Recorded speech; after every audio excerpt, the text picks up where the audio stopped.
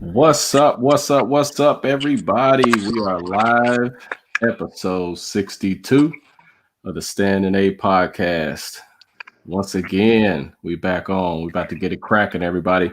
We got usual suspect Cortney Tanner in the building.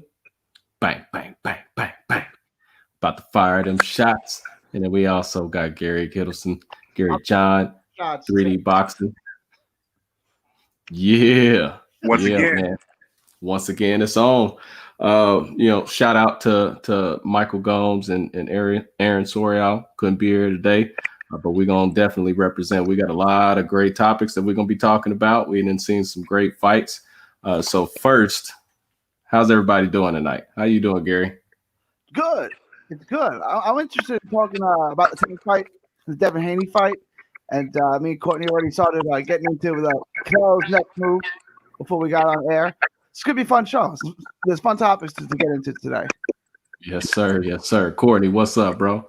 Hey, doing spectacularly and just feeling blessed and honored to be back with you guys once again. Definitely. Well, let's get to it, fellas. Let's get that shit cracking. So let's talk about Gervonta Tank Davis and his win against Leo Santa Cruz, 6-round KO.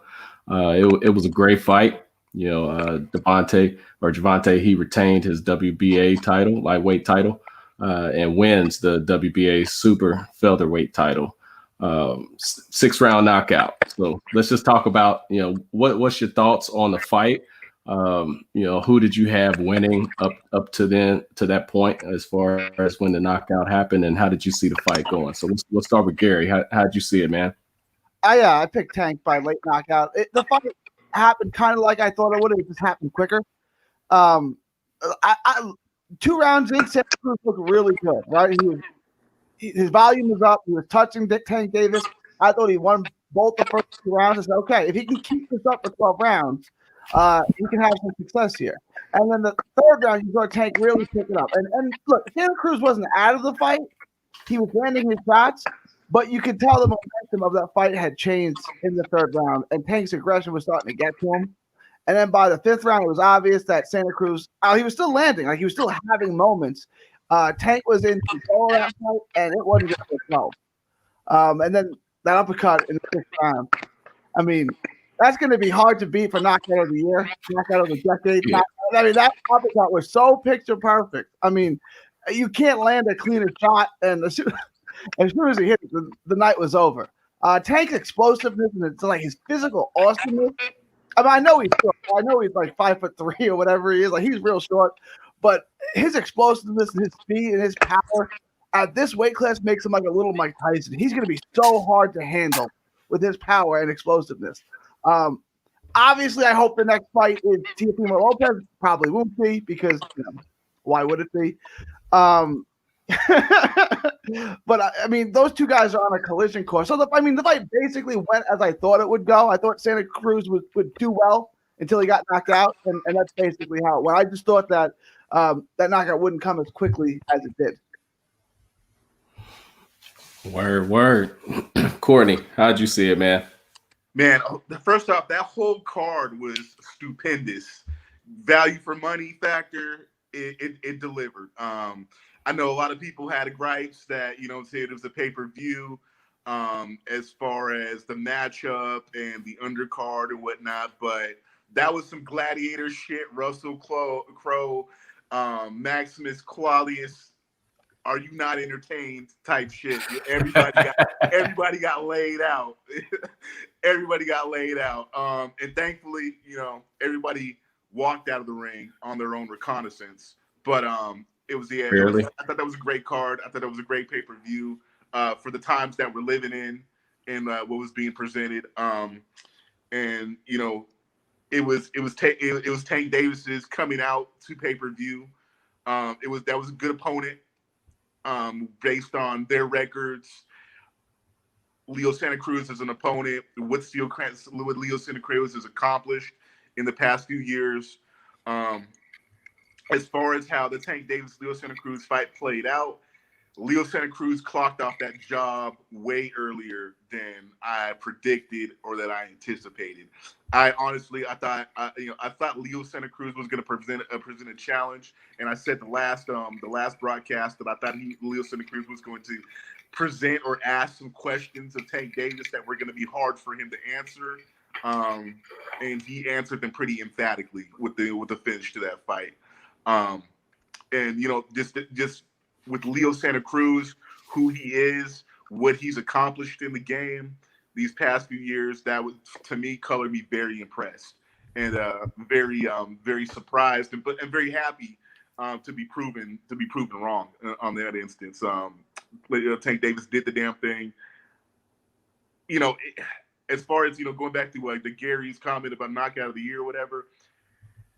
Think back to a time when you've seen a Mexican fighter of Leo Santa Cruz's caliber get laid out like that. Like, we haven't seen that. I don't think we've seen that this decade. I don't really think we've seen that this era. That was just vicious and completely brutal, and super impressive from Tank Davis. So great first outing as a headliner on a pay-per-view. Obviously, the future looks very bright for Tank Davis at this point. This was a fight that captured the attentions of a lot of mainstream and casual fans. I noticed in my day-to-day, people who I talked about was like, "Hey, what'd you do this weekend?" And I told them, I was watching the fight, and they knew exactly what fight I was talking about. And they were like, "Oh yeah, Tank Davis, that was crazy."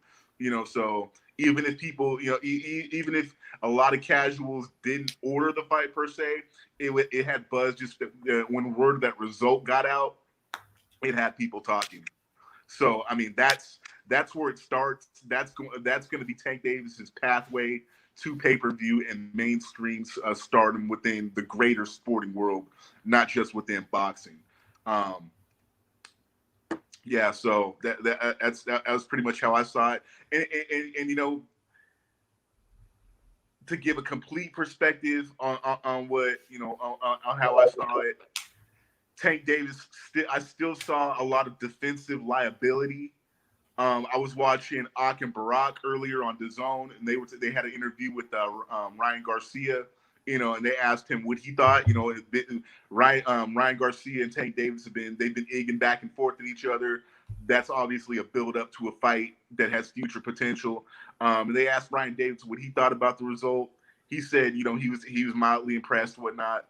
But I mean, his comments he was like, that didn't scare me. That performance didn't put me on notice from Tank Davis, because he was still getting clipped, up until he finished it out against Leo Santa Cruz. So I mean, and watching the fight in real time, that's that's one of the things I was noticing too. Is just this guy, he's still got a lot of defensive liabilities.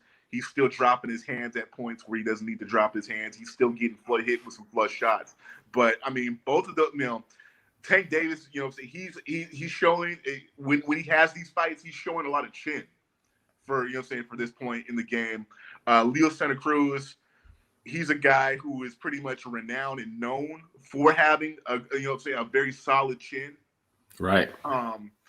And even in the midst of that, when we were on the fight thread, I said it myself. It's like, damn, Leo Santa Cruz has got a beard on him, and then right after that, he just gets clipped. So it was so I mean, just for Leo Santa Cruz to be that guy and to have a reputation for having a solid chin and being able to take a shot a big shot, and him to go out like that on a big shot, that was just super impressive. So yeah, but no one would take that uppercut. I was knocking the heavyweights out. That uppercut would have crushed diamonds. I mean, enough of that shot. Yeah, man. Hey, that shot, phenomenal. Yeah. And the thing about it, man, is Tank knew. He knew that shot was gonna land, because you saw it all fight. He was just honing in on it, just throwing it. He was missing it a number of times, but he knew. He's like, sooner or later, I'm about to blow his head off. Yeah, Tank Davis has proven he's got that transformative power, just like the Deontay Wilder, in where he can have those defensive liabilities, he can have those lapses, but all he's got to do is find it. All he's got to do is find one pinhole of light or an opening somewhere, and he's jumping on it. He's taking advantage of it. Yeah. It's like watching a great home run here, like Barry Bonds. It's like, I'm going to wait for you to come on the side. As soon as I see it, it's crushed. And that's exactly what Tank did. Tank's power and explosiveness this was the performance he needed. You know, the Gamboa fight was kind of and then before that he was inactive and stuff. This was the fight, and like you said, as Cortney said, PPV number did good. Lots of people watched it. I know my casual friends watched it. So it was the performance he needed on the big stage that he needed. Yeah, and you can, I mean, just like you guys said, the casual fans watched it. All of the major fans and pundits watched it, and you could tell after, like, as soon as the punch landed, social media blew the hell up. Absolutely. Like everybody was like, "Is he dead?" Like, you know, and you know, I mean, honestly, shout out to Leo Santa Cruz, man, because he got in there and he fought a fight that he knew was going to be dangerous. You know, he fought an opponent that he knew was going to be dangerous. You know, throughout that, until that shot landed, you know, I was impressed with how he was taking the shots, you know, and I wanted to see, and just kind of like how Cortney said, where he's like, man, he's got a beard on him, and then bow, you know, I was like, all right, well, I want to see what it looks like when Tank sees after, you know, 7-8 rounds or so that Leo is still there and he's still banging and he's still shaking that hand and you know, he's still coming at him and taking those punches, because he was taking, you know, a lot of them, but no, nobody could take that uppercut. As soon as it landed clean, it landed solid, it was crisp, it was nasty. And I mean, he completely just blew him away. Put him dead to sleep. I mean, immediately he was smiling underneath the turnbuckle, and I mean, it was crazy. I did have Tank, you know, winning that fight, you know, up until that point. I didn't have it as close as, you know, some of the scorecards were showing, but you know, I did think that it was a very exciting fight. It was very enjoyable. And Tank did exactly what he was supposed to do. He came in there, and as Gary said, that was the knockout that he needed, you know, for it to be instantly bolstered up into, you know, knockout of the year candidate and very possible winner of knockout of the year. That's what he needed. You know, he needed that. Floyd needed that, you know, as far as with the promotions. And as you guys said, a lot of people watched it. And I mean, we could talk about the intro. You know, how he came in a la Floyd, you know, with the Mexican heritage, you know, the colors, the you know, and almost that same outfit that Floyd wore that's you know, that's up in MGM Grand right now. You know, he did that intentionally. You know, Floyd knew what he was doing. Tank knew what he was doing. And it was crazy, you know, wearing that down in San Antonio, Texas, of all places, you know, where there's a lot of heavy Hispanic support, you know, from the boxing community and just in general in the population. They knew what was up, and this was one of those fights where it was like, all right, we're about to turn you into the Money Mayweather villain type guy, you know, to where you go out there and do your business, blow his head off. And people can hate you for you know, what you did, and as far as how you came out, the colors, all of that stuff. But same thing like Floyd, you're gonna end up paying to watch me to hope that I lose. And the truth is it's gonna be extremely hard for you to get that type of satisfaction. So great job from Gervonta. You know, you guys already talked about a little bit with it. You know, we did see instantly after the fight, Ryan Garcia taking to Twitter and as Cortney said, you know, talking about he wasn't wavered from that, you know, and he still wanted next on it. What do you guys think about that? Do you see him as being up next as far as for Gervonta Davis? Gary, what you got? I didn't until like 2 days ago, and then Oscar lost his biggest star. So now Oscar needs another star in a hurry. And what could make a star quicker than knocking out Tank Davis? Not that I think he would, but I think that fight may happen now because Golden Boy doesn't have a whole lot of big fights they can make, right? So should Ryan Garcia beat Luke Campbell? and he might, and that's not a guarantee, but he certainly could. I think that fight is going to be discussed, but I don't think that's anything Ryan Garcia at this point, barring some spectacular performance against Luke Campbell, is ready for at this time. I mean, Ryan Garcia is still, 21, 22? I don't even know that he's got his man strength. Right. I wouldn't, look, Oscar might want to get him in there because Oscar needs the money that he would generate from that fight, but I don't think that's something I would throw Ryan into right this moment. I can feel that. Cortney, what you think? Well, I mean, I was watching, like I said, I was watching the Ak and Barack show on DAZN, and basically they asked Ryan Garcia. Well, they were asking Ryan Garcia in terms of him fighting Devin Haney next, and Ryan Garcia basically said, "I've got a plan, and I'm not going to be moved off it." He said, I'm going to fight Luke Campbell and get this interim title," and then he said, "Tank Davis is next." And I guess there's, with those two going back and forth on social media and Twitter and whatnot, Ryan Garcia let it be known that Tank Davis had made some comments about his parents that he was, he was really not pleased with. So, I mean, he basically, Ryan Garcia said he wants Tank Davis, and it's personal. So, I mean, as far as if the fight can be made, or how willing Golden Boy and Floyd are willing to cross the street and get it worked out on the promotional end and with the networks and the money and stuff like that, that remains to be seen. But as far as what Ryan Garcia is expressing in the press and in the media and out in the public, he basically says he's going to deal with Luke Campbell, and then he's got his eyes set on Tank Davis next. Yeah, I do think that this fight against Luke Campbell is going to really tell us something in how this plays out. Because we all know that Ryan Garcia, he's going to take to Twitter, he's going to be on Instagram, he's going to get back on his social media game. But I think that as long as he puts up a very solid win, an impressive win against Luke Campbell, and isn't necessarily exposed in some sort of way, I think that that they will look to make this fight happen. Now, the one thing I will say, which we're gonna kind of switch topic a little bit once we get through this, is we already see a lot of people already popping off, and some of the other topics we're gonna talk about, like the Devin Haney fight. There is a lot of buzz and a lot of chatter, a lot of Twitter beef going on right now, and between Gervonta and Devin Haney. So who knows? I think that the exciting thing is we're gonna start to see both Devin Haney and Ryan Garcia start to lobby for that fight. Because Ryan Garcia, he was first up. He was the one that started talking shit first.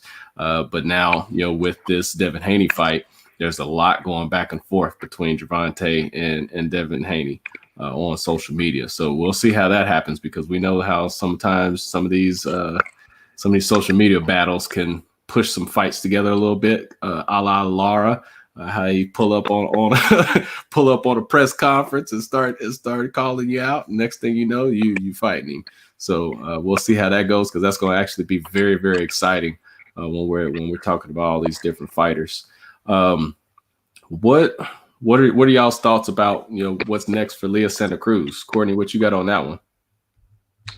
I think he goes back into that PBC realm.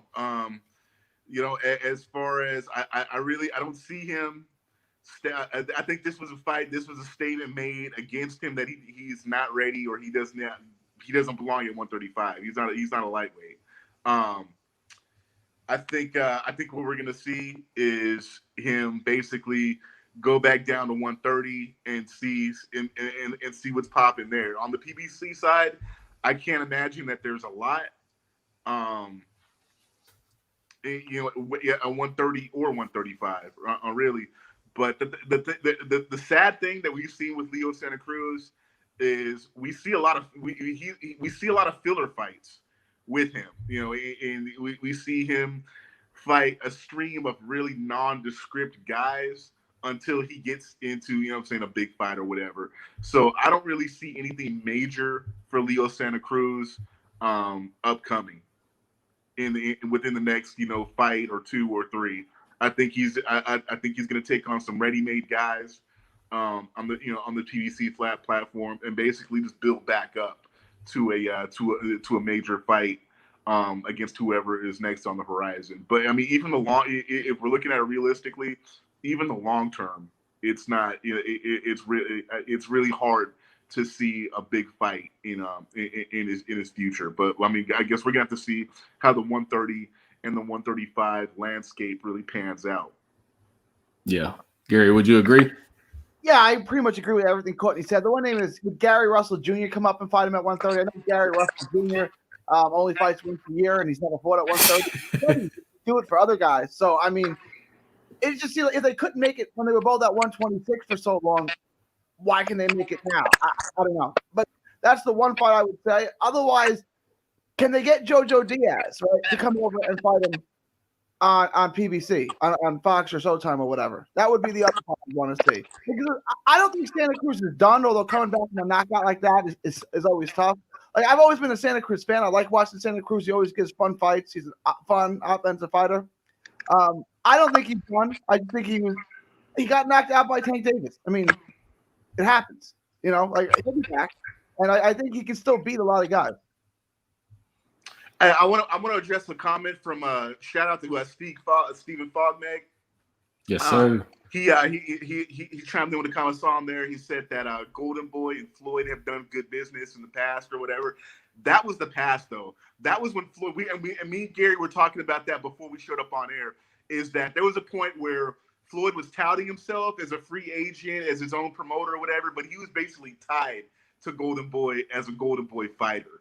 But since Golden Boy and PBC kind of went their separate ways into separate entities, because we got to look at Golden Boy like this.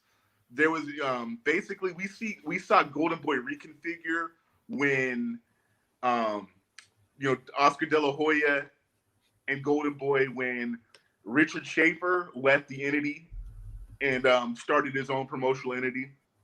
And then we got to look at it as in terms of HBO basically exiting the boxing business, and then we got to look at it in terms of when there was a split between Golden Boy and Al Heyman, because we know for a lot of years Al Heyman was basically, because he was serving as an advisor manager to fighters, he couldn't be their promoter per se because that's against federal law in the United States with the Muhammad Ali Act. So basically that relationship with Floyd and Golden Boy, that was basically dependent on Al Heyman linking his fighters to Golden Boy because he had to have a promoter on paper or whatever. But since we've seen those dynamics happen that shifted Golden Boy over to DAZN and then PBC over to other platforms, we haven't really seen that real cooperation between Golden Boy or Oscar and Floyd.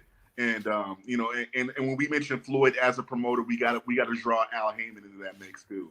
So I mean, is it possible? Yes, but it's something we haven't seen any precedent for that in a very long time. That's definitely true, man. I mean, that's true. But we know Floyd likes to steal the limelight anyhow possible. So we will definitely see how that shit rocks, man. I mean, money is always the factor that brings these entities together. Yes. But we really got to think how much money is. As boxing fans, we get stuck in a notion, and it's very hard for us to let it go.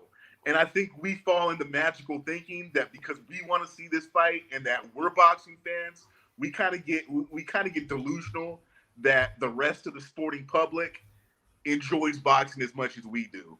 And really, boxing is becoming, there's more shine, there's more limelight on it because of the platforms that boxing has been able to latch to and basically present itself to the greater public or whatnot. But in terms of how much money is really there for the fight, it's that's yet to be seen. And honestly, I don't see buku amounts of money for a Ryan Garcia Tank Davis matchup as of right now. You know what I'm saying? Because let's be real, it's going to be money that makes people cross the street or breaks the divides or whatever, and that amount of money always has to be worth it. And as of right now, I don't see that much interest with within casual fans and mainstream sports fans to where it's plausible right now. All right, we'll see what happens with it. Gary, you got something? No, I agree with that. It could happen, and it probably will happen in the future. But right now, neither one of them are big enough stars. But if you keep knocking people out like that, eventually you'll be a big enough star, and that fight will get. And I wouldn't be surprised if we saw these matchups between because basically it's Ryan Garcia, it's Devin Haney, it's Tank Davis, and Teofimo Lopez circling each other, and there's a lot of divisions and barriers to those fights happening because of promotional entities and the television and the networks and stuff like that. I think it's very possible by the time that all gets worked out, we see these matchups at 140 as opposed to 135. Yeah. My only concern, though, is can Tank keep moving up? I get his physicality, but is he just too short to keep moving up? Like, is 135 realistically as he can go? I think what we saw against Tank Davis, 130 is his actual ideal weight. Yeah, that's his ideal weight. Yeah. It was one of those things where we saw Tank Davis fighting as a lightweight just because he didn't want to make 130. So he didn't feel like making 130. But when he actually had to do the work to make it down to weight, because you don't want to come in headlining your first pay-per-view and you can't make weight. So yes. that put that pressure of responsibility on him within his training camp, within his regimen, within his dieting, whatever have you. That made it real easy to make weight. And he said, yeah, I actually tried to make the weight and it was easy or whatever. And then we saw the outcome of the performance and how he looked against Santa Cruz. And I think what we saw is that was the ideal weight for Tank Davis to actually be at. Yep. Hey, shout out to Daniel D. Rock Pena. Yeah, threw that comment in there. Said, "Hey, Pacquiao's 5'6", so the height may be one thing, but what you can actually do and what you're gonna prove is another thing, man." And I think that as you said, Corner, I think that this is his ideal weight, and I think that he could move up to make that at 140, and we could see that potentially. So we'll see what happens on that. And when man. I said that we might see these matchups. When I listed those 4 fighters, that might not all of them might not go up the ladder. What I'm saying? I'm just But when we've got so many interchangeables between Teofimo, Tank, Haney, and Garcia, it's inevitable. Right. I don't see it realistically where these guys are all gonna stick at 135.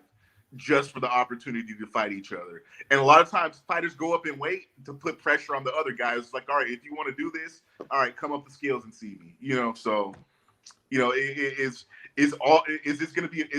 I saying, is this a concrete that we're going to see the round robin at 140? No, nothing. I don't think anything is concrete on the business side of boxing, but I think it's realistic to foresee that when we see some of these guys fight each other, it's going to be at 140 as opposed to 135. Word. Hey, just shout out to a couple of our listeners and followers that are on here in the chat. The chat's been buzzing, man. Shout out to Chris Henderson, C. Hendo.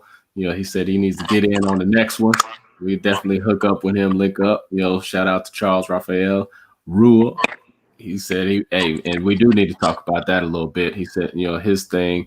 We post that one. He said he wants us to talk about a little bit about the Inoue fight as well, man. Shout out and giving us some love, man. Definitely. Inoue is another one that was, we knew what was going to happen on that one. Yeah. One thing that I'll say about that, man, and this is something else that did kind of get the boxing world buzzing a little bit, was 2 damn main events at the same damn time. Like, this shit was tragic.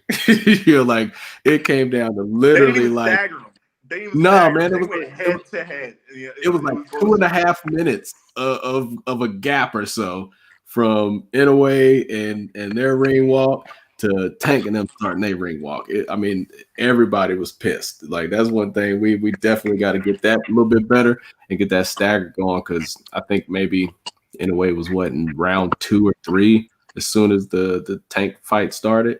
So everybody was back and forth, and you had almost choose, but you know, we knew what Inoue was going to do, you know, which he got him out of there and got him out mid round. So, you know, what y'all think about that performance? If anything on that, I mean, other than he did what he was supposed to do.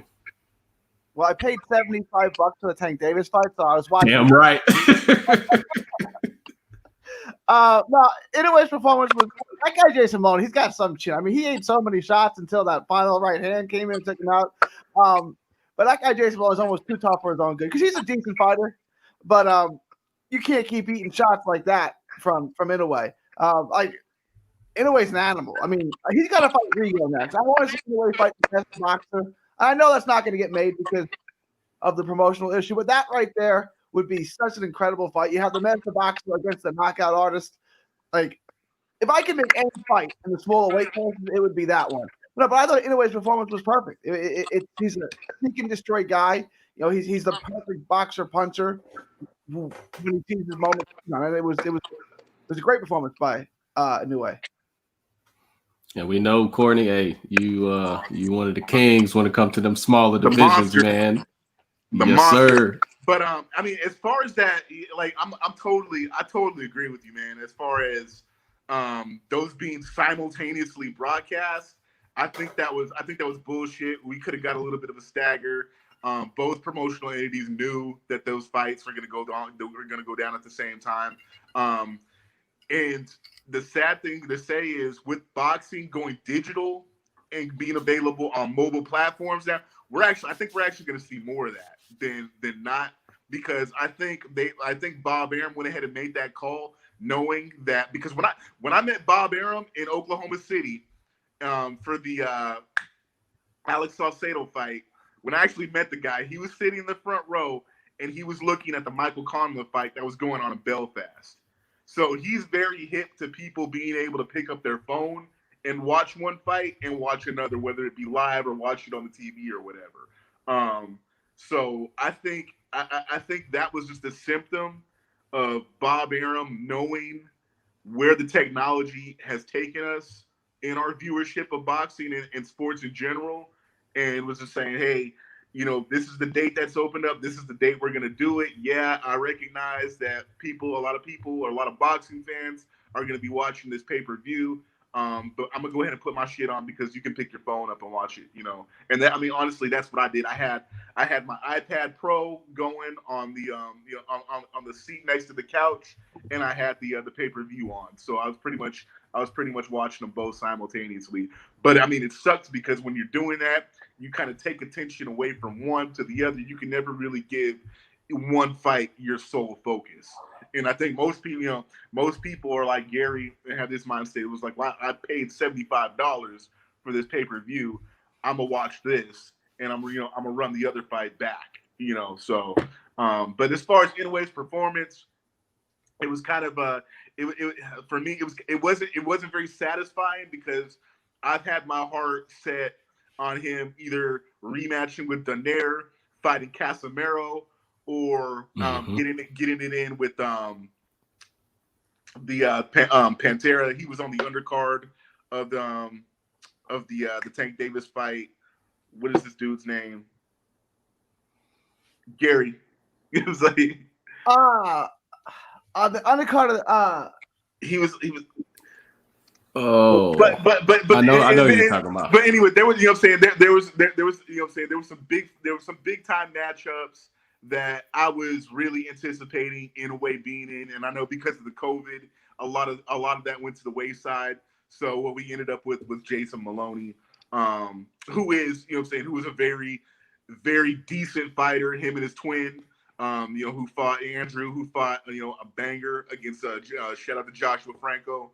And they're headed for a rematch themselves. So, you know, those Maloney boys out of Australia, very game. very adept to go in and get it in. And I think that was, Inoue was presented with him as an opponent, as a means to, all right, it's his first fight back after the long layoff.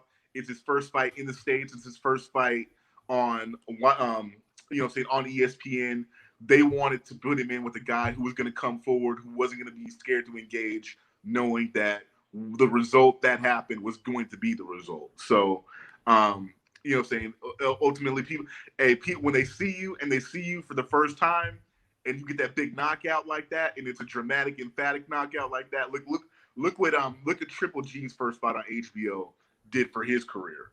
You know what I'm saying? So, that's the first time they're exposing Inoue to a broad mainstream American audience, and he lays a guy out.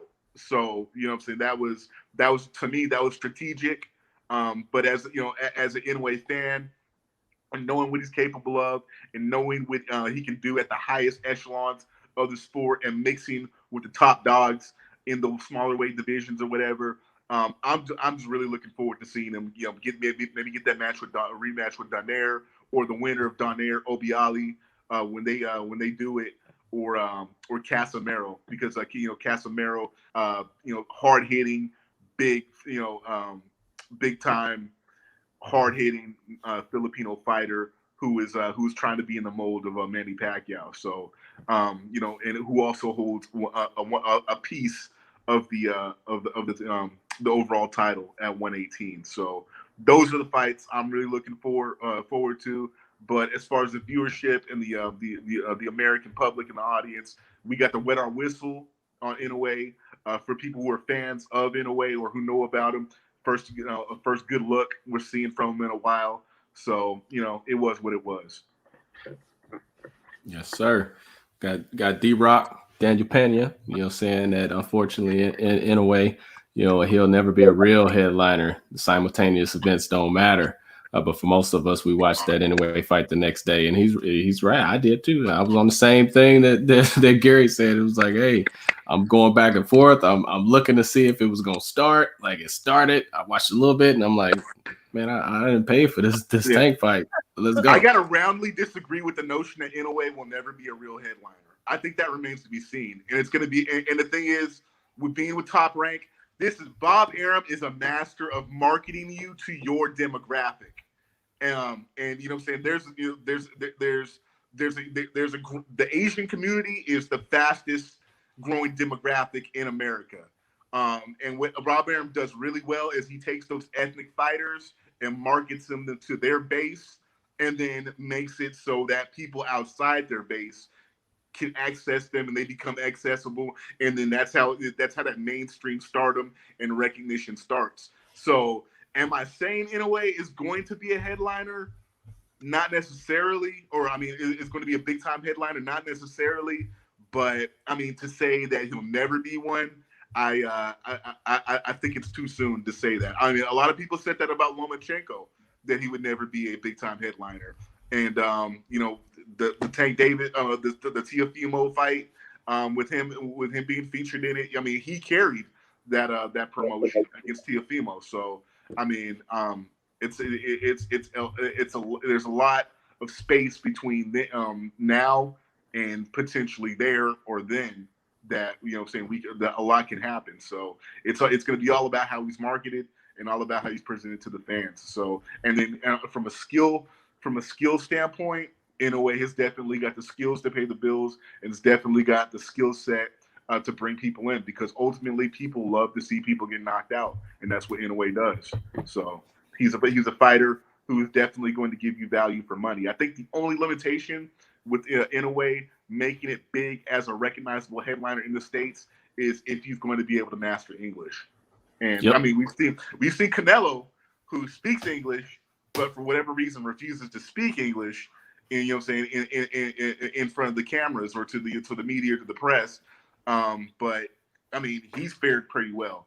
But I mean, that goes back to the demographic, though, is that there is a huge Spanish-speaking demographic in the United States. So, I mean, as opposed to people who speak Japanese, not so much. So, but I mean, I think if there's anything that's going to be a limiting factor to his to Inoue being a recognizable force within boxing, I think it's just going to be his ability to master or speak English.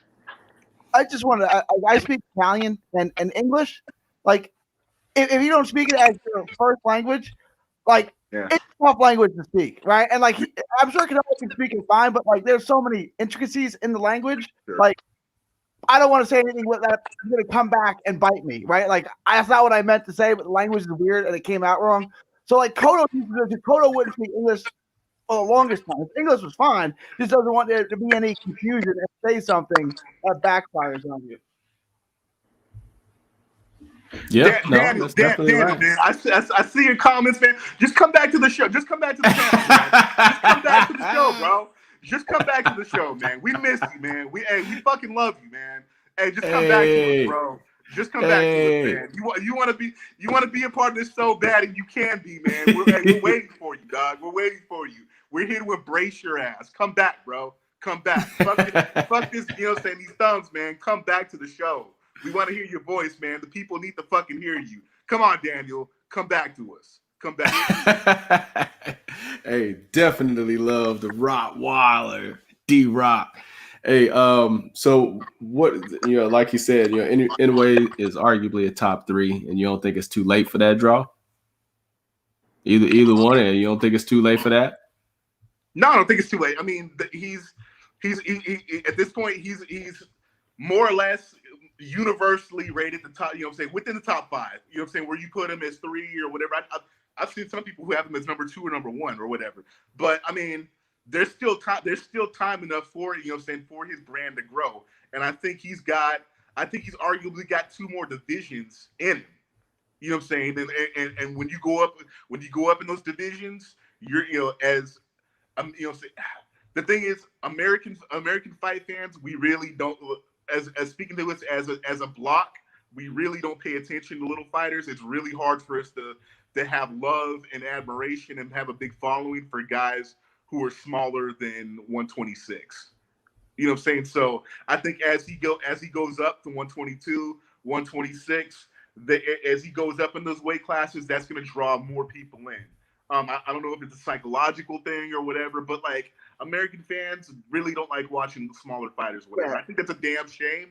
But I mean, we've seen it happen though. We've seen it happen with Carbajal. We've seen it happen with Johnny Tapia. We've seen it happen with Mark Too Short Johnson. As then, you know, when they was dope at, you know, saying 112 pounds, 108 pounds, 115 pounds. But when they went up to bantamweight, when they went up to 122, when they went up to 126, then they got more recognizable. So I think as Inoue has the potential to do that, he has the potential to have a bigger following. And then Ivan Calderon, remember him? Yep. Mm-hmm. I lived in New York. Iron Boy. Yeah, Iron Boy. He used to draw a crowd. He used to fight the Spirit in the Garden. Like for he was on pay-per-views. Yeah. And he was. Shout out to Chris Ramos. That, you know what I'm saying? So. And he was what, 108? Calderon was 108? Yeah, he was 108. That guy was good. He's still not in the Hall of Fame. That's a crime. It is. Hey, real quick. So Daniel, he trying to start some shit over here. Talking about he want a sneaker check between me and Gary. Hey, I got some slides on right now, but this is what I had on today. You know what I'm saying? I had on DS action. I have my Carolina Blue 11s on. Hey, can you lick the bottoms though? Hey, they fresh. They fresh. On DS action, first wear of the day. You know what I'm saying? Hey, Carolina Blue 11s. I see you, bro. Hey, I remember. Hey, when I met up with Gary, he had some fly shit on. I'm like, shit, son. You know what I'm saying? But no, most definitely. Hey. Shout out to everybody that's coming through on this chat. You know what I'm saying? Let's go back through some of them. We got, like we said, we got Steve Fogmeg, Sean Fitzgerald, Just Boxing. Most definitely big love from him. Always tuning in. Always got some great feedback. Always showing love. Mick Power, you know, he's in the chat. You know, dropping some comments as well. You know, we got plenty of people that's in here. It's popping off, man. So let's kick off to the next topic. You know, we want to talk about Devin Haney. Like I said, we can kind of segue it since we've been talking about Tank. and what's next for him, and then that beef that's been going on between them two on social media after Devin Haney's fight. He got that unanimous decision against Gamboa on the zone. We saw that this weekend, retaining his WBC lightweight title. What y'all think about that fight? There's been a lot of chatter about that fight. A lot of people talking about, it's pretty much split as far as the opinions. A lot of people just talking about the lack of power that we saw. A lot of people talking about the beautiful fight, that he put on with his skill and ring generalship and things of that nature. But Gary, what you got, man? I was just like it was like two groups of people, and there's no one in the middle. Except for me, like I'm the guy in the middle. Okay, like it was a really good performance, right? And half the people say he wants the next Floyd Mayweather. Like, all right, chill on that. Just relax on that for a while. And then like the other half is like he can't punch himself out of a paper bag. There's no way he can be the top guy. He'll get knocked out by anyone because he can't punch. It's like, all right, like he's got. I'm not saying he's a one hitter quitter, but he ain't the fist either. All right. I thought the performance was good. I thought he did what he had to do. I thought he was going to look to really turn it up. Give what the other did, what TFM did. I thought Haney was really going to crank it up and try to get Gamboa out of there, and he never really did. But he thought I had 11 rounds to 1, and probably giving Gamboa 1 round is probably generous, right? But you get one for showing up, I guess. Look, it was a good performance. He did everything he had to do. Gamboa, even though he's 38, he's still crafty. You can still see that he was the world champion, right? Like he's still good. He's not what he used to be. And Gamboa was game, and he jabbed. He worked beautifully. He didn't get hit much. He did everything he had to do. But I don't see a guy there at this point in his career right now that's ready to fight Tank Davis or TFM Lopez. I think those guys still right now are. Haney's 21. He's still only 21, right? But yes, I don't think he's so elusive where he can make those guys miss over and over and over again. I think those guys will eventually get to it. And look, Haney's still going to grow into his hand power. Right? He's 21 years old, and he's still going to get physically stronger. So I don't think he's anywhere near his ceiling yet. Right at this point, the performance was really good. It didn't knock my stuff. It was good. He did exactly what he had to do. I give him a B+ or an A-, but it's not an A+ performance like you saw with Tank Davis and TFM Lopez. Word. Cortney, what's up? Well, aside from my personal take on it, I'll get into that a little bit later. I think with Devin Haney, I think where the divide is very sharp on this fight, or as far as the opinions are concerned about it, is Devin Haney ran his mouth in terms of what he was going to do, and then he did not deliver on it. He didn't even under-deliver on it. He just didn't do it. He was out there saying he was going to knock Gamboa down 4 times before he knocked him out, and do it, before the 6th round. And he was going to look better. The Terrence Crawford even looked against him and stuff like that. And then it was pretty much one of those fights where he was on his toes, and he boxed a very textbook, a very textbook performance against Gamboa. So, I mean, on that end, like he didn't do himself any favors on that. And he really didn't endure himself to people or get people hyped, or many people hyped about the prospect of him fighting a Teofimo Lopez or Tank Davis or Ryan Garcia with that fight. And then, I know I keep going back to it, but watching Akin Barak earlier, Ryan Garcia, when they asked him, he was like, I mean, he really, as far as Devin Haney, he hasn't looked spectacular against anybody who was really dangerous. They call him the email champ because the WBC awarded him the belt that rightfully belonged to Lomachenko via email, and that belt now rightfully belongs to Teofimo Lopez. So I mean, it is so because of that. There's kind of an asterisk on Teofimo's claim to be undisputed champion at 135, even though in my view he is. But I mean, the question begs to be asked and answered. who is Devin Haney really made a statement against? And with Gamboa, we really had an opponent for him to look his best comparatively, seeing who's fought Gamboa and Crawford and Tank Davis. And, Gamboa is really a tough guy to look good against because nobody, even the people who beat him, they haven't really done it. You can't. It's hard to say. The result against Gamboa was really impressive with Crawford and Tank Davis, but they both of them, they looked really shaky against Gamboa, and you can't really say Devin Haney looked shaky against Gamboa last night. Right. He got, he got on his toes, and at times he got on his bike, and he did what he had to do, and he boxed beautifully. You know what I'm saying? I don't really detract or take away from the performance that Devin Haney put in because, he barely looked like he broke a sweat against Gamboa. But as far as endearing fans to want to see you fight one of these top dogs next, or one of these top dogs to be like, hey, I need, I need to fight this guy to get my, to get my weight up and shit. He didn't really do a good job of that. You know what I'm saying? Because all in all, Devin Haney did what he had to do. He boxed superbly against Gamboa, who is who is a superb boxer, coming from that Cuban school and being an Olympic gold medalist and being a two division weight champion. But he didn't take a risk. And, in order to be classified or be regarded as great, you have to be willing to take those risks. And we didn't see Devin Haney do that last night. And we haven't seen Devin Haney end with anybody who has either been a grave risk to him or who has forced him to be great and having to risk it all in the ring. So because of that, I don't know, people have different opinions where they rank Devin Haney out of those top four guys who are hovering at 135 right now. But as far as marketability, Devin Haney is at the bottom.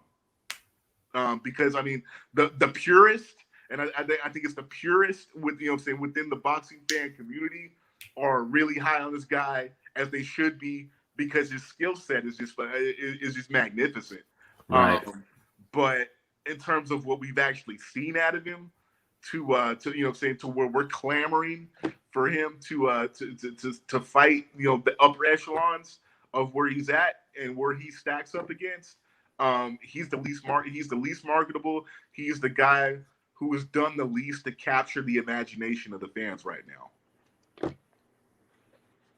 Hey, and from a personal standpoint, I'm gonna say it on the air because I've been saying it continuously on social media. If that shit happens tonight, Teofimo bombs on Devin Haney. Hey, he said he taking bets. He taking that bread. I want action. Hey, shout out. Go ahead, Gary. Like, what if Haney fought Ryan Garcia next? I think that's realistic. And I think that's. I would have to give the edge to Haney against Ryan Garcia. Mm-hmm. Yeah, no, I agree with that one. And shout out to Reginald Robert Brent. He says something that we saw Devin Haney say. After his fight, there was a lot of talk. Like, as I said earlier, there's been a lot of talk. Gervonta was laughing. They've since got into a very heated kind of exchange between the two of them on Twitter, as far as what was going on with Haney and Gervonta Tank Davis, as far as both of their comments. But yeah, I think that, right now, my view, just like you said, Courtney, it was a beautiful fight. It was masterful. It was just like watching those old Rigondeaux fights. Yes. Where, what I'm saying? If you're a purist, you were in love with it. You were like, yo, that was completely dominant. Yo, yes. He's so skillful. He's a wizard. Da da da da da. But the casuals, the mainstream fighters, like, yo, that shit was boring.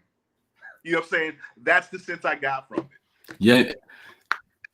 Yeah, man. And one of my things, and I talked about this in the fight thread on Pound for Pound. Shout out to Pound for Pound. We love y'all. Everybody repping. You know what I'm saying? But in the fight thread, that the one thing that I said, and Phil Mosley, he was talking about it in the fight thread, No rules. and talking about the power, no rules, talking about that power. The one thing that I was noticing with it was he was taking some clean shots, like he was or throwing clean shots. I'll say he was throwing very clean, crisp shots, but it was almost like he was respecting Gamboa too much. When he was throwing those shots, he didn't throw them with bad intentions. He threw them to connect. I also got the sense at some point in that fight, Gamboa just decided I'm not getting knocked out tonight. Exactly. I think Gamboa it made Devin Haney's job a little bit harder, because at some point Gamboa switched it on his head. It's just like, you know what, I'm not going out on my back tonight. I'm gonna, I'm gonna see the final bell of this fight. And hence he went into survival mode. And we've all watched enough boxing to know that when a fighter goes into survival mode and it clicks in their head, no, I'm not going to win this fight, but I'm going to fight to finish this fight, then that's when they become extremely hard to deal with. And you could even see it when he got deducted a point for holding. Yeah. Like he already knows. He's a master at all of that shit, man. He knew what was up. He was like, all right, I'm about to pull the tricks out the bag. You're not about to knock me out. Like, one, you're hitting me with clean shots, and I'm not going no damn where. I think that, and shout out to Steve Fogman, because this is the same thing I was about to say. In the fight thread, I said that he was not committing to those shots. Like, he would land a solid shot, but he would be coming back as he was landing the shot, or he would be moving to the side as he was landing the shot. He was not stepping forward and stepping all the way committed into that shot to land a crisp, powerful blow. He was landing that shot to make a connection, and they looked great, but they didn't feel the way that they needed to feel. As many of those shots that he landed, and he threw a hell of a lot of power shots. He got credit for a lot of power shots. He should have done exactly what you talked about, Cortney, and that is one thing that did change the narrative of what people, and I can admit it, myself included, what I believed about that fight. I did believe that it was a beautiful, crisp, clean, technical fight, but for everything that he talked, for already being labeled the email champion, you didn't need to talk that and then get in the ring and do that. And now you're coming back and saying, oh, well, it's hit and not get hit. I get that. And that is the name of the game. That is the sweet science. But if you're going to talk that shit, you got to back it up. Yep. If you're going to say, I'm going to knock him down 4 times, I'm going to do better than Tank, I'm going to do better than Bud, you at least need to get one knockdown. Stop him, do something. But you fought a beautiful fight. He didn't even lump Gamboa's face up. No, he did. He didn't. But at the same time, Gamboa didn't lump him up, because I even saw immediately after the fight. Young guy, 21 years old, young guy. He was on Instagram. He went live in the backstage immediately after that fight, and he even talked about that. Devin Haney wasn't even breathing hard. Yeah, that's what he said. The only reason he wasn't dry is because they were pouring water on top of his head. But you know what I'm saying? You know what I'm saying? But yeah, Devin Haney, he didn't even look like he exerted himself in that effort. You know what I'm saying? So, which is a great sign, because the guys who do that, right? The guys who go through a 12-round fight are like prime Floyd and prime Hopkins and prime Whitaker. Like, to be able to go, and he didn't fight a pushover. He fought a legitimate challenger, and to go through 12 rounds and look the same before the fight and after the fight, like you weren't even in a fight. Like, you got to give him credit for that. It might not have been the performance that you wanted, so he put it all together and put a knockout, but like, he went through a 12-round title fight and barely got touched. Yeah, okay. So I've been, I've been continually mentioning the top 4 between Teofimo Lopez, Tank Davis, and Ryan Garcia. This is another factor in it too, though. With a performance like that, when we're examining how Haney matches up against all those guys, when you put him put him head to head against 3 of those guys, whether it's theoretically or on paper or whatever, with all those matchups, the thing you can say about Devin Haney coming in against all 3 of those guys, whatever order it happens, is he's taken the least amount of damage, and he's been the least amount of wear for weather out of all three of those guys. And I mean, preservation and it being as young and strapping as he is and stuff like that. When you look at the level of competition all four of those guys have been in against, that's an important factor. That that's an important factor that he's going in the fresher of all those guys. I mean, we saw Teofimo Lopez have a grueling second half against Lomachenko. We saw Tank Davis take some take some pretty credible shots against Leo Santa Cruz. And Gamboa. We've seen we've seen Ryan Garcia not necessarily take a lot of flush shots or whatever, but he's dealt with a few injuries because as far as hands injuries or elbows and shoulders and stuff like that, because he's such a force coming against those guys. We haven't seen any of that, from Devin Haney. So, when we examine how he matches up against all three of those guys, that's the one intangible that he has an advantage on, is that he is he has the least amount of wear and tear on. Yeah, and I agree, man. Like that's what makes I've truly believe that is what's really splitting everything right now, is because he still has a lot of leverage in this, because styles make fights. You know what I'm saying? Like the preservation, the skill that he's showing, I agree with you that Teofimo does his thing against Devin Haney right now. However, I do also concede that the skill that Haney has, it could turn out to be a fight to where it frustrates, a Teofimo, and it turns out a different way. I do believe that he does have, because the one thing that we did see, with Teofimo and Loma, what was the main thing? It was that Loma started too late, when Loma did start and when Loma did get going, he gave him some hell. Devin Haney's not going to wait, and I said that in the fight thread, is, he's not going to be sitting there collecting data, for several rounds. He's going to be out there working that jab. He's going to be throwing those shots, whether those shots are super powerful or not. He's going to be landing, and that's something that a technical fighter. That's how it, like you said, rigging down. It may not be a bombing shot, but it's shots that's going to win rounds, and that's something that could very well turn that fight a little bit of a different way than anybody expects it to go. So that's where it could be. There's a very large split opinion, when it comes to all of this, but I am still critical, a little bit as far as the performance, because of what I saw and how he didn't step into those shots when he could have, especially after talking all of that shit.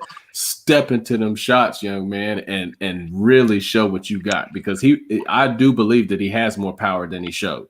I believe that if he wasn't fighting, throwing some of those very clear connecting shots off of his back foot, stepping back or stepping to the side, if he really leaned into them, he could have made a much bigger difference in a lot of those. And we saw, just as, and this was even in the social media beef, Devin Haney shared that video. He shared a video of Tank Davis getting popped with a couple shots from Gamboa. He's like, "Hey, you laughing at me? Yeah, he pieced you up a couple of times. Yeah. Yes, you might have got the stoppage, but I didn't get pieced up at all." And I went live right after this. You could see my face is still baby face as hell. Like nothing affected me in this fight. Now you want to talk that shit, but you got popped. And so that could be something that turns the tide in a fight like that, depending on who the judges are, how that fight actually goes for 12 rounds or however long it goes. So I think there's a lot that remains to be seen in it. And I think that the unknown is what makes this a very interesting thing, to where if we put Devin Haney up against like a Teofimo Lopez. Yeah. And styles makes, you said styles make fights. And a big thing that goes into that is fight strategy. And And I think with Devin Haney, he watched a lot. He fought that fight like he watched a lot of video on Gamboa. and did a lot of studying of Gamboa. And if you did that, and you've studied your opponent, you know that with Gamboa, he presents a challenge in itself that if you go after him, he's going to go after you. Or if you go after him, he's going, he's going to find some level of success in countering your aggression. And that's what happened with Crawford, and that's what happened with Tank. And ultimately, they got at him, but they had to take a lot of punishment in order to get, in order to get at it.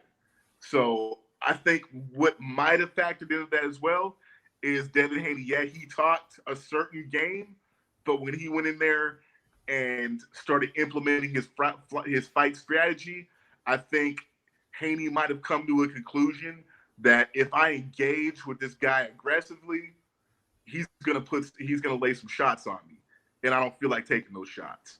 So I'm gonna get him at, I'm gonna win this fight the way I know for sure I can win it. So I think that might have been a big factor in it as well. What you got, Gary? And also, Gary, I want you to comment on Steve's comment here. Talking about preservation is good, but what happens when Haney's chin gets checked by those aforementioned fighters? The best chin is the one that doesn't get tested, though, right? I mean, yeah. Growing up Italian, my favorite part of all time is Toro Gatti. Toro Gatti didn't have a very long career. You know why? Because he ate too many shots. Right? And I mean, not that he also didn't have the skills of Devin Haney, but like you can't have a long career if you're eating a ton of shots. The guys who can have long careers are the guys who don't eat a lot of shots, right? The guys who hit and don't get hit. So, like again, I don't have a problem with the performance. It was fine. He checked the boxes. He did what he was supposed to do. He got out unscathed. I was just hoping he turned it up a little bit and pressed for the knockout. You don't have to have one punch power to get people out. You can hurt the guy and then just let the hands go and make the ref stop the fight. I was hoping what he was going to do. But look, if you can go in there and just win 12 rounds of every fight or 11 rounds of every fight and not really get hit too much and just control the fight, be the ring general, you're going to have a longer career that day. And you might not get the massive paydays, but you'll get more paydays because your career's lasting longer and you're fighting at a higher level longer than, guys who go in there and stand toe to toe and slug, So the performance was fine. The skills are good. The reflexes are really good. I was just hoping for more. I'm not knocking what he did. It was a professional performance. Did y'all see what Teofimo Lopez did on Twitter? He tweeted out a picture of Devin Haney wearing his WBC belt. Yeah. with the email on it. Yeah. Hey, I posted that. Hey, that shit was hilarious, man. Hey, with the belt and had the email sign on it. Hey, that shit, bro. Hey. They talk hella shit back and forth because like you said, calling him the email champ, and then you got Devin Haney calling T.O. the asterisk champ. You know what I'm saying? So it's a lot of shit popping off in this division, man. It's fucking hype. Hey, but I want to touch briefly on something Gary just said though, and it made a lot of sense. Where he said the best chin is the one that doesn't get tested, and immediately I thought about. For as celebrated as Tank is at this point, and as high as he's riding off that last performance, and the speculation about what the future holds for him, listen to Tank Davis talk for 10 seconds. The boy is, he said to me, he sounds kind of punchy, and a lot. He got that Tyson. The majority of it isn't what he's taking in the ring and the fights. But that's a lot of sparring. That's that's a lot of with his style and the amount of sparring that he's done from being in the gym from the time he was like 5 years old or whatever. The kid is he sounds very punchy at this point. So that's just a piggyback on to what Gary was talking about at that point. So preservation. And being the least, the least shop worn, that's a big part of it. And I think Devin Haney, with if you listen to the interviews that his dad gives about where he sees his son's career going, his association with Floyd Mayweather in that gym where he's pretty much set up shop in Vegas or whatever. I think Devin Haney, for being 21 years old, I think that's heavily on his mind is the long game and career preservation, and where he sees himself not just in the fights that we are discussing and that we want to see that are on the horizon, but he's looking at legacy. You know what I'm saying? What kind, where is he going to be when this is all over? Where is he going to be when the money starts rolling in 10, 15 years into a career? So that's I think that's a big factor in it as well.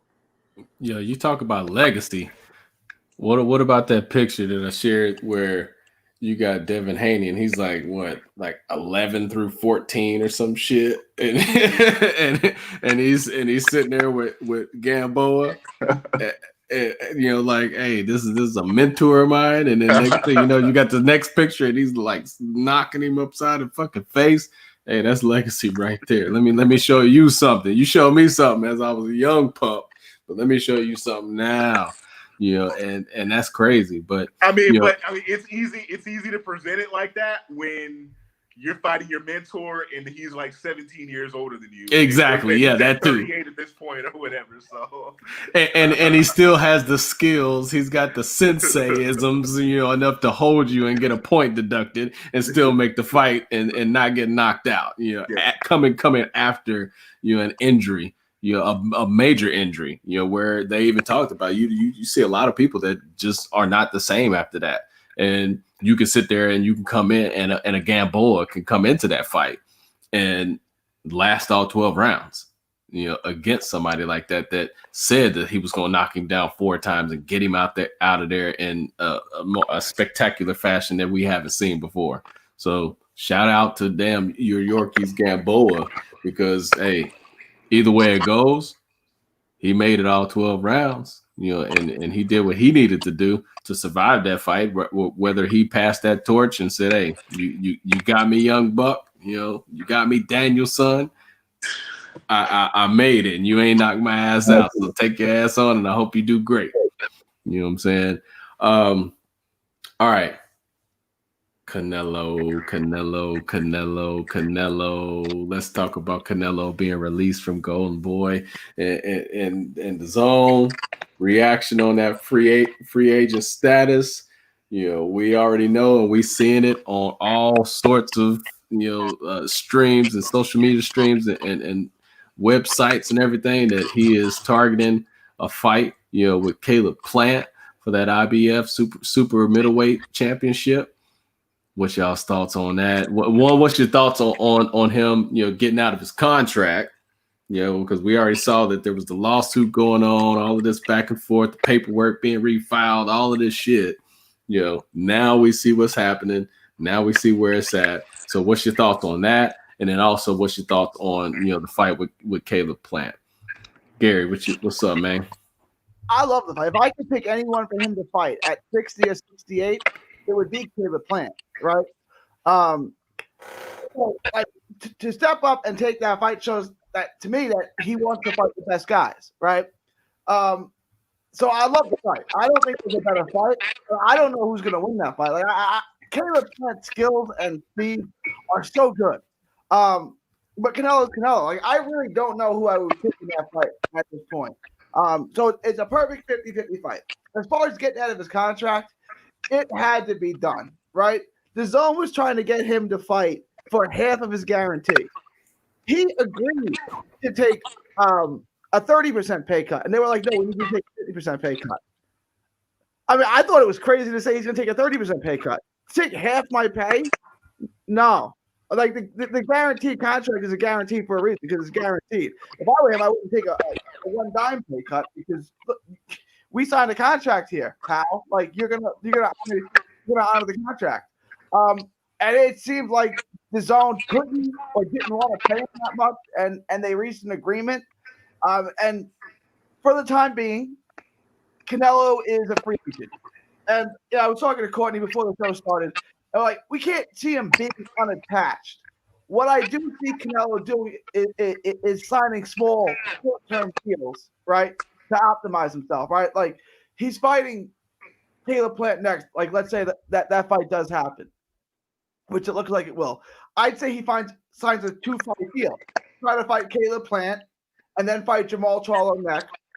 And then you don't have any more obligation to fight with PBC or Al Heyman. Then see what else is out there and take another 2-fight deal and basically optimize yourself and don't get tied into these big contracts. I mean, he had $365 million guaranteed to him from that DAZN contract. That takes a lot of balls and believing in yourself to walk away from. Because I wouldn't walk away from that money, right? So, I mean, he's got a plan. You don't walk away from $365 million without a plan. We'll find out what it is. But with Canelo, you know he's not going to fight bums. He's not going to fight easy opponents. He's going to take tests, and he's going to fight the best names out there. And I think we're seeing that right off the bat with Caleb Plant. Cortney, what's up, man? I'm kind of conflicted when it comes to when it not necessarily Canelo's free agency. With that, I'm intrigued because it's like Gary, me and Gary were discussing before we went on air. It's it's gonna be really interesting to see, how just how much of a free agent per se Canelo is gonna be, or is he gonna take the Floyd route where on the surface he's a free agent, he's quasi his own promoter, but like I said earlier, we all knew basically Floyd was more or less a golden boy fighter for much of his career, or when he left Top Rank and went out on his own, because he was because basically everybody he was fighting was was a golden boy or golden boy attached or whatever. So I think it's going to be interesting to see just where he lands and where things fit into that. And I mean, and like I was telling Gary, I can see this as a scenario where he's not officially signed or locked into the DAZN, but he still continues to fight on the DAZN platform and fight guys who Eddie Hearn has in the stable, because Eddie Hearn has so many guys at 160 and 168 for him to fight. If we're looking at it realistically, PBC has 2 guys for him to fight, really, in terms of a 168, because I don't see Canelo going back to 160. So as far as Caleb Plant and David Benavidez, you know what I'm saying?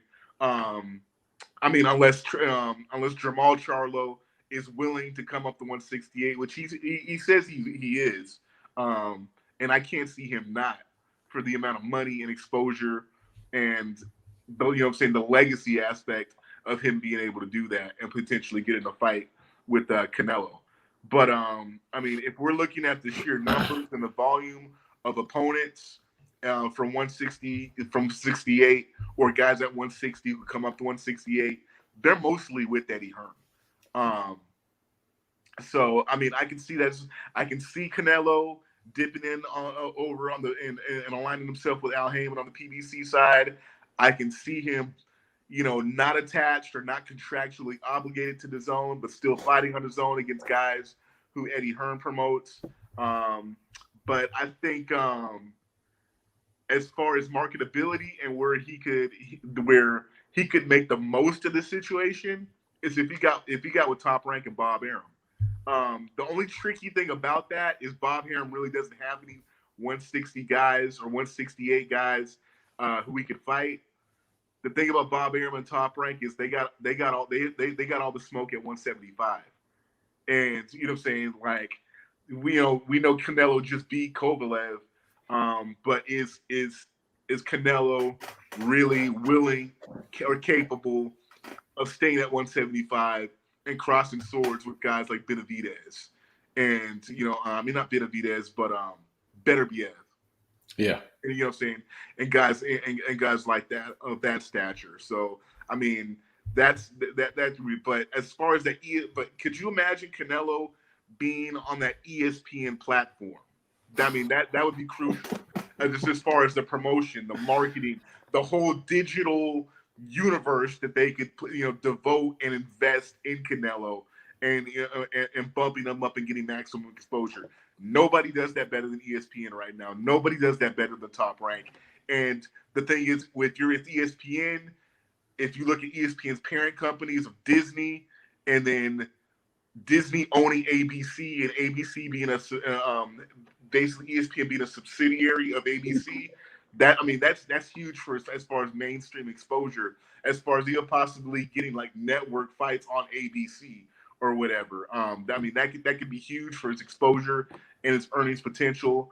But like Gary said, I think as far as his course and how he's got it mapped out and how he's going to profit and what kind of purses he's going to be able to command, I think he wouldn't have left the zone and walked away from $365 million if he didn't have that in the bag.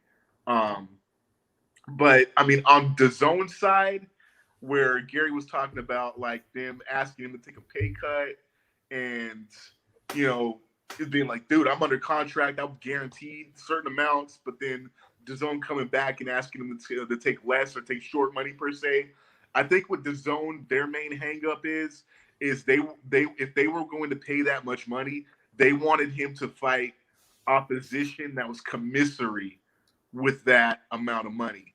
And what was being floated as an opponent for Canelo before we got the news of free agency and Caleb Plant being in the middle, Yildirim, you know what I'm saying, the guy from Turkey, you know what I'm saying? So Canelo wanted $30 million plus to fight Yildirim. You know what I'm saying? and people complained about Floyd. Rammed out on Fox by by one of the Darrell brothers. Like, I'm sorry, but if I'm an executive at DAZN, I'm saying no, dude. We cannot go this deep in our pockets and pay down $30+ million for Canelo to fight a mandatory against Yildirim. Like, I'm sorry, like nobody wants, dude. Like that. I mean, and DAZN is a subscription-based service. Nobody's gonna fucking jump to DAZN and make an account and do a subscription just on the strength of Canelo fighting, Yildirim. Like, you know what I'm saying? And what we've seen, the opponents we've seen Canelo fight on DAZN, as far as his first fight was against Rocky Fielding. Boo-boo. You know what I'm saying? We saw him fight Danny Jacobs. Yeah, okay. You know what I'm saying? And then the Kovalev fight was, you know what I'm saying, that was big. That was huge. But to see you're in a, you're in an 11-fight deal, and on the front end of it, you've got Danny Jacobs, which was an underwhelming fight, and which started late because they didn't want to cut into a UFC fight, and then Rocky Fielding, which was a pedestrian-ass fight, and then, all right, you had a fight with Kovalev, but next you're going to fight a mandatory against Yildirim, and we're going to pay you that much for, the same as we paid for you to fight Kovalev, you know what I'm saying? And we signed you because we wanted a trilogy against Triple G, and you know what I'm saying, you're completely non-committal about that. Like, I think at some point DAZN was like, we like having you here, but you know what I'm saying, you're asking for more than what is realistic for us to give. You know what I'm saying? And also seen as that DAZN signed the first $1 billion deal in boxing with Eddie Hearn and Matchroom, and as a condition of signing Canelo, basically Golden Boy piggyback that came in the back door, you know what I'm saying? So they got to pay them too. I think that was, you know what I'm saying, I think as far as DAZN seeking a return on their investment, they thought that was bad business. And I think that made the decision to go ahead and allow Canelo to go his own separate way. That was a huge factor that made that decision on their end that much easier. So, yeah, man, and dude, I hope that he does go the Floyd route. I'd love to see Canelo just take it. I mean, he's already had boxing, by the balls pretty much for a long time. I'd love to see him go ahead and make a CA Promotions or something, or whatever it is. He already does have a promotional company. Yeah. Okay. Well, I'd love to see him make that flourish. Yeah. You know what I'm saying? As far as that, because he don't really put it out there like that. Like I would love him to have that control where he can market to wherever he wants to and build how he wants to, and then actually, reap those benefits the way that like Floyd did. It's the same thing like, and I'm gonna segue this a little bit as far as like Crawford should have done. He should have done that shit a long time ago. And the only reason why I would love to see Canelo on ESPN, but the thing that I would hate is I would hate it for Crawford, because we already saw what they did with Crawford when Lomachenko came around. Because Crawford was already building. He was already building heavy, in Nebraska, fighting over and over and over in Nebraska, and building his brand.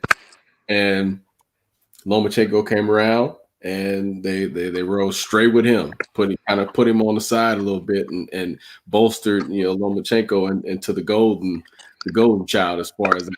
So I already know if Canelo came, you shut everybody's shit down at that point. Like Canelo's gonna get all the fucking bag on that one. So I would love it for him, but I'd hate it for somebody like Crawford, which, I mean, we can spend a little bit of time on this one. A little bit of time on this, because we know this is coming up. Crawford Brook. What y'all thinking about that? We see, we know what's going on with Brook. We see, he trying to post some pictures all in shape and shit like that. But I think that Crawford is he's gonna dog his ass. Like, I think he's gonna dog his ass. He better dog his ass, because I'll tell you one thing: as much criticism as Crawford takes, he better dog his ass. You can't be talking shit and try to stay up with Spence and everybody else and act like you have so much claim in the division, and you don't dog fucking Brook. The irony of it is we waited on our hands for years for Brook and Khan to go ahead and fight, and I think that the way it ends is they both get whammed out by Crawford. Like like, who would have thunk? Who would have thunk? Like, you know what I'm saying? We were clamoring for the Kell Brook Amir Khan fight for years, and inevitably this is the crescendo it comes to, where they both get beat up by Bud Crawford. Like, damn. Gary, this is Crawford said this on the Ak and Brock show. This is his last fight on his top ranked deal, so he can sign elsewhere after this fight. yes. If you're top ranked, you can't be. I mean, you got arguably the best guy in the sport in his prime, and the 4 fights you got after he signed his contract was after the Horn fight was Benavidez, Amir Khan, Mean Machine, and Kell Brook. You can't be happy with that. That's not business. That's not. None of those fights are particularly good. Benavidez is the most competitive name, and he's really unknown to those people. Yeah, I'm gonna take Terrence Crawford in this fight by death. Like, I think Terrence Crawford is just gonna. I It's about death. being competitive. And Terrence Crawford is one of those guys. He likes beating you up, right? Like, I mean, he takes some joy in beating you up. I think this is going to go on probably 8, 9, 10 rounds. I don't think he's going to go as quick as Crawford, but he's going to beat the snot out of him over those rounds. And then that's it. Crawford's contract with his obligation to top rank is over, and maybe then we get Crawford Spencer or something like that. But he's free to go. It's like when Crawford beat up Beltran, and then they asked him if he was staying at 135, and he was like, "Nah, man, I'm like Michael Jackson. This is it." I think that's the scenario we're probably gonna see after this. After he beats that, he lays the smack down and just completely puts it on Kell Brook, where they're gonna be like, "Yo, Crawford or Bud, what's next?" And he's like, "Hey, this is it. I'm going to PBC." Like, hey, that could really. I mean, the thing is, what makes it easy to be loyal to people in a lot of these circumstances is that almighty dollar. And Top Rank was able to pacify Crawford's demands to get the biggest fights and up the level of competition by basically guaranteeing him a lot of money to fight very underwhelming fights. I think, but realistically though, unless Bob Arum can lure Pacquiao back over to that side or cross the divide and get Crawford to fight against Spence. I mean, unless he can do that and guarantee that, he's going to lose Crawford. We're going to see Crawford fight on Showtime or Fox or wherever PBC is aligned. I think that's I think that's because anything else, it would be stupid from a business aspect to continue the status quo with Crawford, where they're guaranteeing in between 3 and 5 mil to fight, whoever, or the literal scraps at at 147. Because after this, like, who is realistically is next? Like Michael Zuski. like, and I don't even think Mikhail Skuzuski is even signed to Top Ranked anymore. So I mean, it's like there's literally nobody they can dig up, like literally nobody. So I mean, something is gonna have to give, whether as it pertains to Bud Crawford, Bob Arum is willing to do whatever the fuck he has to do to bring, to get him in the ring with those guys who are on the other side of the fence, or just let him go over to the other side of the fence. Undo the fence gate and be like, all right, you're free. Like, we can't feed you anymore. You know what I'm saying? Like, oh, he doesn't want that smoke. You don't want that. Crawford fall under that Texas heat. Hey, man. I think that's that regional partisanship that is really driving, you know what I'm saying? That's really driving you guys on that, man. I don't think y'all really believe that shit, yo.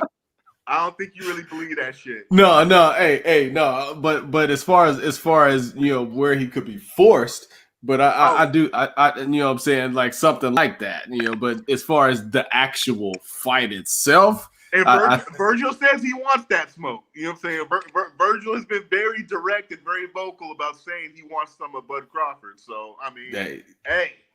He said he want Bud Crawford. He already called out one time, said I want one time in 2021. He basically wants to fight everybody. But, I do think, Cortney, you're right, as far as what you said, as far as once this contract ends, all of this other side of the fence shit that's been going on, like, if you go somewhere else and now you still have promotional issues with fighting the biggest and the best in the division,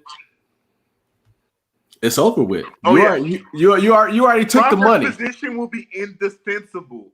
Yeah, if he goes over to PBC and a fight against a one time or a Sean Porter or an Errol Spence or a Pacquiao doesn't happen, you know what I'm saying? If he goes over to PBC and is still fighting bullshit ass opponents, there's gonna be and I'm a Bud fan, you know what I'm saying? Me too. But there's gonna be nothing his fans can say in defense of him. There's not gonna be anything that anybody can say in defense of him or his position as the number one pound for pound if he goes over to PBC and he doesn't get those fights.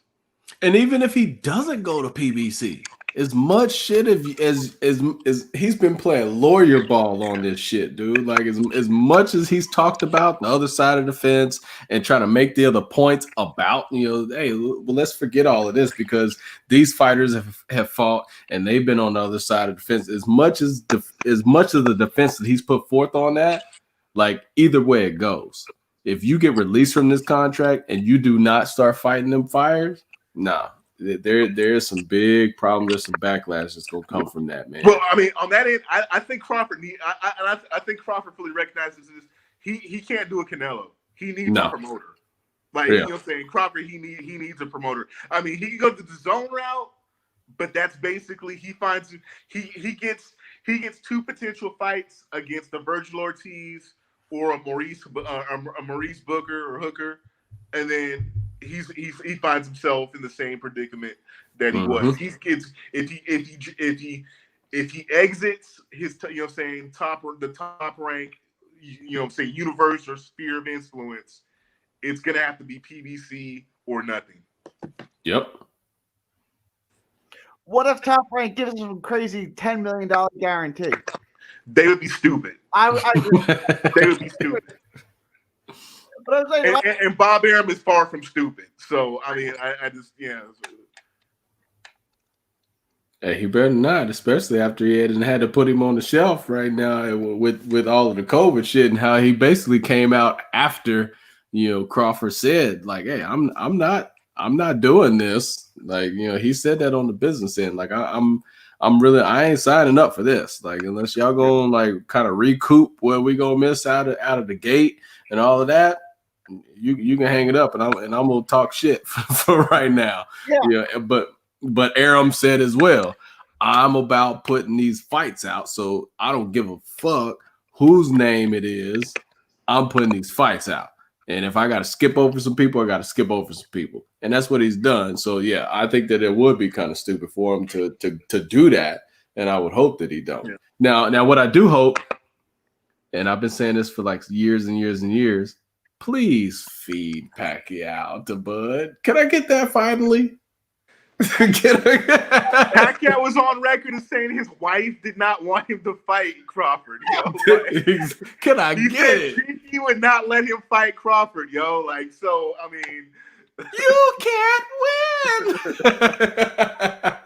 win. Yo, I mean, do we really want to see his mom? You know what I'm saying? Be put through that again, man. Dude, was like, do we really want to see Jinky having to be pulled away from the ring by security because he's gone to sleep? Like I don't know, man. I don't know. I know. Shout out to Wes Summerall, who has been thirsty as fuck to see that shit happen. Hey, me and Wes on that. As far, saying, Pacquiao is cultural iconic status. He's going to be the president of the Philippines one day. Like, at this point, it's just like, hey, let's not do that to Pacquiao. You know what I'm saying? Let's go ahead. Let's go ahead and let Pacquiao fight whoever the fuck he wants. And if he says, my wife and my mom will not let me fight Crawford, then, hey, fuck it. Let's go ahead and respect that shit. Let's go ahead and respect it, man. My mama said I can't come outside. Hey, you know what? I'll be all right. All right. Like, that's the point. You can't even clown him for that, yo. You can't even clown him at school the next day for that. Be like, all right, man. Oh, shit. My mom said I can't come outside, the street lights on. And Bud Crawford out there. Oh, shit. Hey. Parting shots. Anybody got parting shots? What you got, Gary? What you got? Shout outs. You got anything you want to say? Anything off the cuff, man? Let it rip. Nah, I just wanted to know what you guys thought. Canelo Caleb Plant. If that does happen next, are you guys taking Canelo or would anyone take Caleb Plant can outbox him over 12 rounds? Hey, I'm a Canelo fanboy, yo. I'm taking Canelo. I'm taking Canelo. And Plant, that is not an easy fight for him by any means. That's actually a ballsy move if it's next for him, considering the layoff he's had. Yeah. But you know what? Caleb Plant is coming off a layoff too. You know what I'm saying? And I just think Canelo has blossomed into such a cerebral fighter who is so adaptable and has such a strong sense of himself and what he's doing and what he can adjust to in the ring. I think it's very hard for the smart money not to be on Canelo in a potential Canelo versus Plant fight. So I mean, I'm not even going from partisanship or speaking on some fanboy shit. I'm just saying it from the aspect of looking at the line and the smart money. I gotta rock with Canelo. Yeah, I agree, man. I'm big on that one.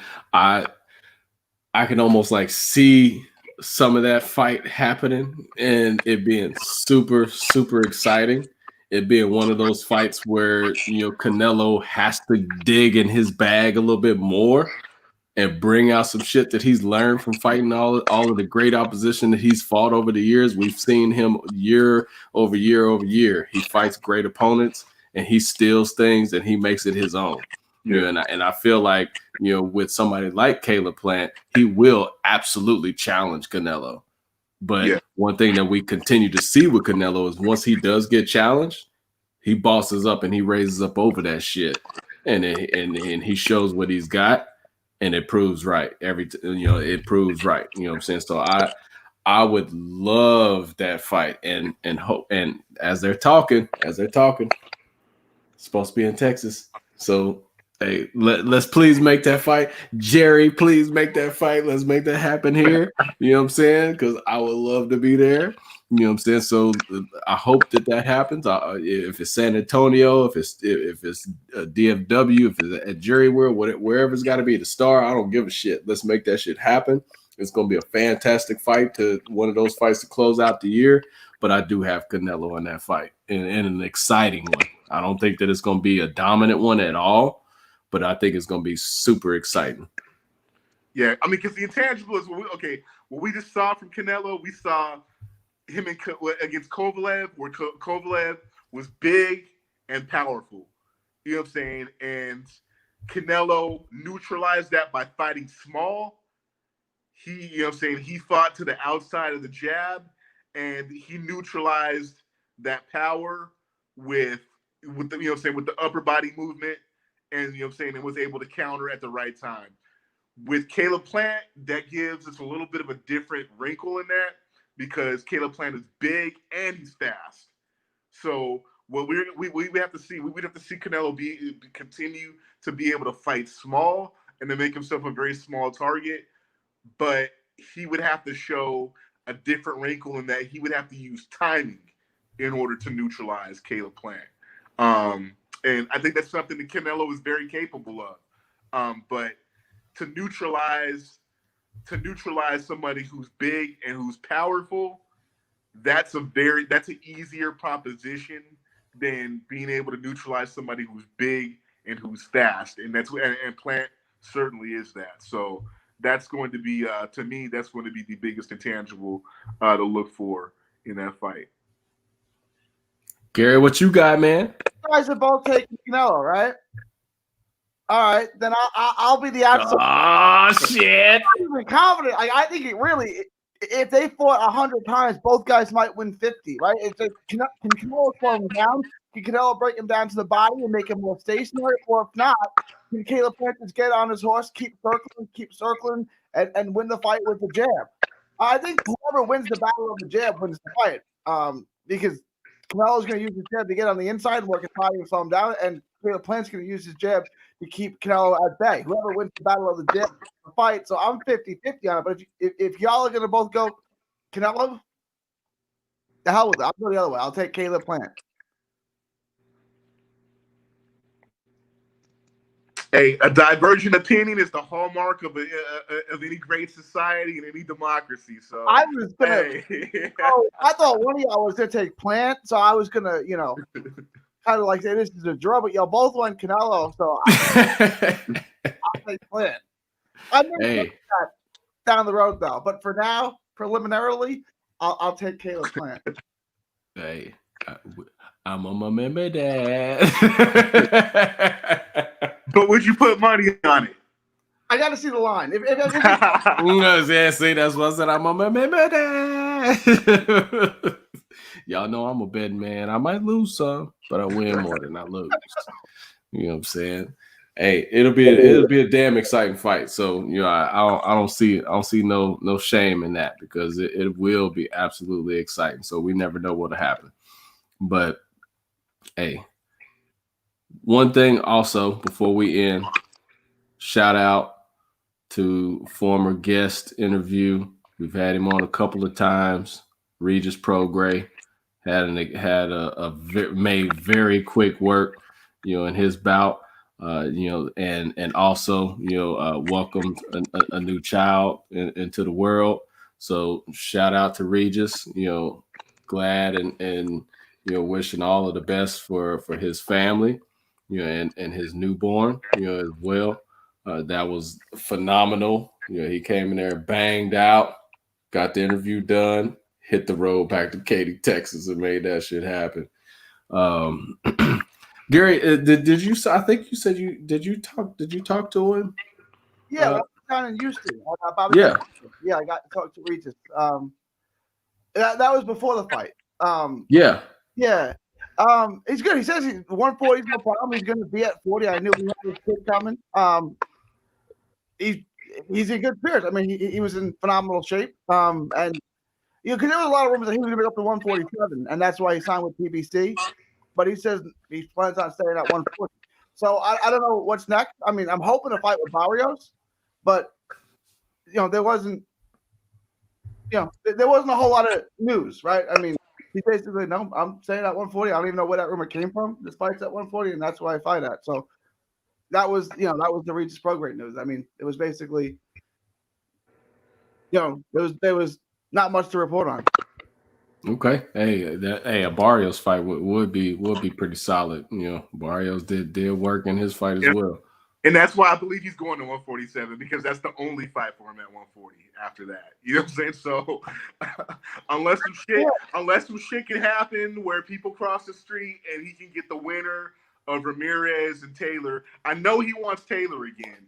Yes. Because just because, you know what I'm saying, that's who Prograis is. You know what I'm saying? He doesn't, but I mean, I think he'll settle for whoever wins if it's, if it's Ramirez or whatever. But if he's gone ahead and aligned himself with PBC, though, I have to believe a move to 147 is inevitable. Simply for the fact, for who else is at 140 on that side of the fence. So, right, Hooker's over there now too, but Hooker's gone to 147. So, and they have bad blood. Hooker lost to Prograis in the finals of the Texas Golden Gloves before they both turned pro. And Hooker hadn't lived that down yet. So, that fight will get made, I think. Now that they're both on PBC. But it is only a one-fight deal with PBC. It wasn't one-off? This isn't – he didn't sign a long-term deal. It was one-fight deal. Okay. Which I thought was a weird fight. He's not even his own card. He was fighting on the pay-per-view, but it was just a one-fight deal. But I got to think that's where he's staying, unless – well, I mean, if his claim is that he's staying at 140, then yeah, I mean that makes sense. Him fighting a one-off just to get some television exposure and whatnot. But yeah, I mean, either way, either direction it goes with Prograis, it's going to be interesting to see whether he remains with PBC or he goes back.